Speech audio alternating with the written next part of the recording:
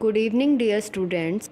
In last video, we covered the accounting, methods of accounting, types of accounting, and today we are going to start functions of accounting and objective. What are the objectives of accounting?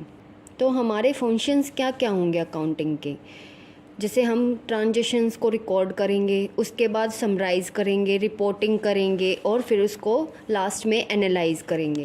तो first जो हमारी function है वो है recording of the transactions.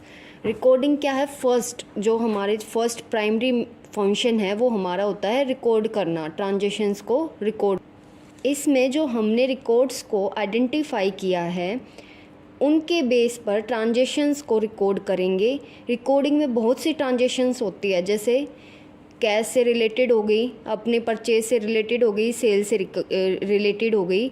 तो recording of transactions जो है उसको क्या बोल सकते हैं? बुक कीपिंग भी बोल सकते हैं, जिसमें ट्रांजेक्शन्स को रिकॉग्नाइज किया गया हो और फर्दर उनको क्या है जर्नल्स में हम एंटर करते हैं। ओके, ये है recording of transactions. Next function is summarising. Summarising क्या होता है? Summarising is process of putting the balance of all accounts at one place that is in trial balance. कि एक प्रोसेस होगा, जो भी हमारे पास ऑल अकाउंट्स का, सारे अकाउंट्स का बैलेंस आएगा उसको एक प्लेस पे इकट्ठा करके हम डाल देंगे, और वो किस में होता है? ट्रायल बैलेंस में होता है। समराइजिंग कंपनी को हेल्प करता है फ्यूचर प्लान्स के लिए भी, और प्रीवियस ग्रोथ सेल जो हमारी प्रॉफिट रही है उसको हम कंपेयर करके जो हमारी अब ग्रोथ सेल प्रॉफिट है उसको हम पूरा डाटा इकट्ठा करके वो समराइजिंग में ट्रायल बैलेंस में शो कर देंगे। नेक्स्ट फंक्शन है रिपोर्टिंग। रिपोर्टिंग एक ऐसा प्रोसेस होता है जिसमें फाइनेंशियल एक्टिविटीज़ का डॉक्यूमेंटेशन होता है। रिपोर्टिंग में परफॉर्मेंस के रिगार्डिंग स्पेसिफिक टाइम पीरियड में रिपोर्ट करनी होती हैं। ठीक है, जैसे किस चीज़ की रिपोर्ट होगी हमारी? इसमें इनकम स्टेटमेंट, कैश फ्लो हो गई, हमारी बैलेंस शीट हो गई, जिससे हमें अपने फर्म या ऑर्गेनाइजेशन की फाइनेंशियल परफॉर्मेंस और फाइनेंशियल पोजीशन का पता चलेगा। लास्ट फंक्शन क्या है? एनालाइजिंग। एनालाइजिंग क्या होता है? It refers to the systematic and critical examination of financial statement. इसमें फाइनली क्या हो जाएगा, हम अपने सारे जो भी हमने ट्रांजेक्शन्स की है, समराइज़ किया है, रिपोर्टिंग की है, उनका क्या देखेंगे हम कि क्या रिजल्ट रहा फाइनेंशियल स्टेटमेंट्स का।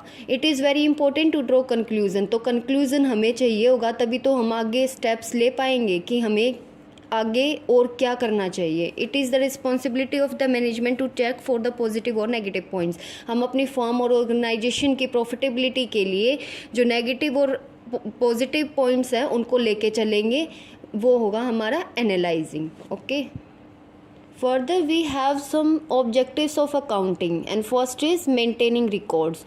तो ये तो हम पढ़ते आ रहे हैं कि अकाउंटिंग क्या है, एक स्पोकन लैंग्वेज है ट्रांजेक्शन्स की। तो उसमें क्या है हमारा मेन काम अकाउंटिंग का कि हम अपनी ट्रांजेक्शन्स को रिकॉर्ड करें। ठीक है, the human brain can't store endless information. एक ह्यूमन ब्रेन में इतनी ट्रांजेक्शन्स नहीं स्टोर हो सकती, तो हम अकाउंटिंग की हेल्प से क्या करते हैं, अपने रिकॉर्ड्स को मेंटेन करते हैं, ट्रांजेक्शन्स को रिकॉर्ड करते हैं। फिर है सेकंड प्रॉफिट एंड लॉस। अब प्रॉफिट एंड लॉस भी क्या है? अगर बिजनेस है तो हमें प्रॉफिट भी होगा और लॉस भी होगा। तो बिजनेस क्या है? डायरेक्टली प्रोपोर्शन होता है किसके? प्रॉफिट्स के। It is also about earning profits. तो हमारा जो मेन मोटिव बिजनेस का क्या है कि हमें मैक्सिमम प्रॉफिट हो और लॉस कम हो। ठीक है, the accounting chart of profit and loss determines whether there is profit and loss made in the business. तो हमारा जो एक प्रॉफिट एंड लॉस का जो चार्ट होता है वो क्या शो करता है कि वेदर हमें प्रॉफिट हुआ है या लॉस हुआ है बिजनेस में या फर्म में।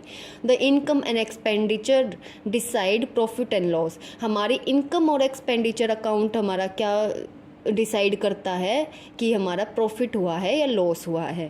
थर्ड है यूटिलिटी ऑफ रिसोर्सेज। रिसोर्सेज क्या होते हैं? हमारे बिजनेस के लिए मेन होते हैं। अगर रिसोर्सेज ही नहीं होंगे तो हम बिजनेस करेंगे कैसे? Resources are very crucial part of any organisation. बहुत इंपॉर्टेंट पार्ट होते हैं and for a firm to function smoothly. उनसे क्या होगा? तभी तो हम अच्छे से फंक्शन कर पाएंगे अपने बिजनेस के।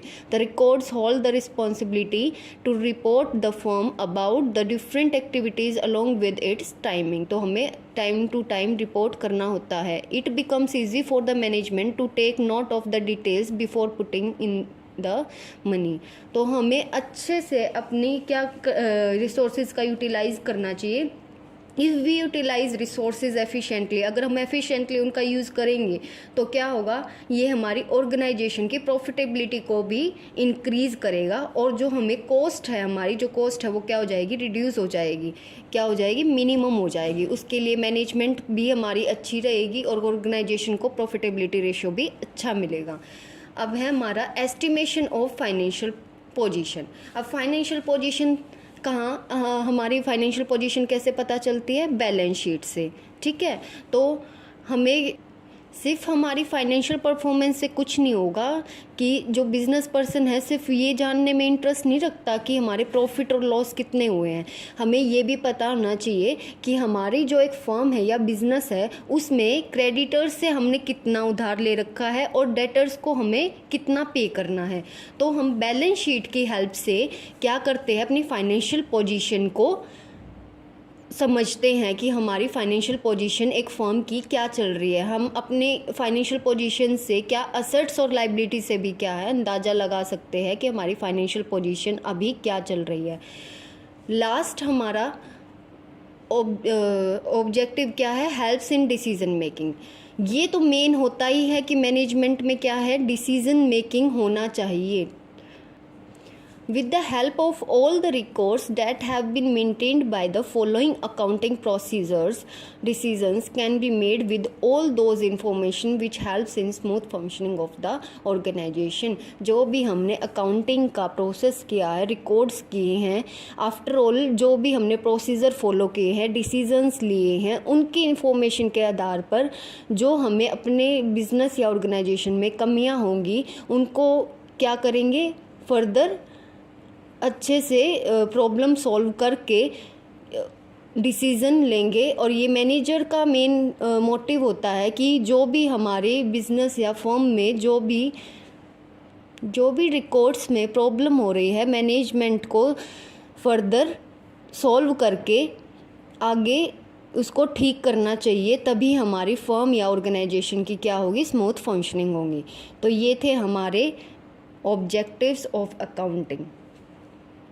सो आई होप सबको ऑब्जेक्टिव्स और फंक्शंस अच्छे से समझ आ गए होंगे। नेक्स्ट वीडियो में हम अकाउंटेंट और अदर बेसिक टर्म को एक्सप्लेन करेंगे। जिसकी भी जो क्वेरी हो वो कमेंट सेक्शन में डाल सकता है।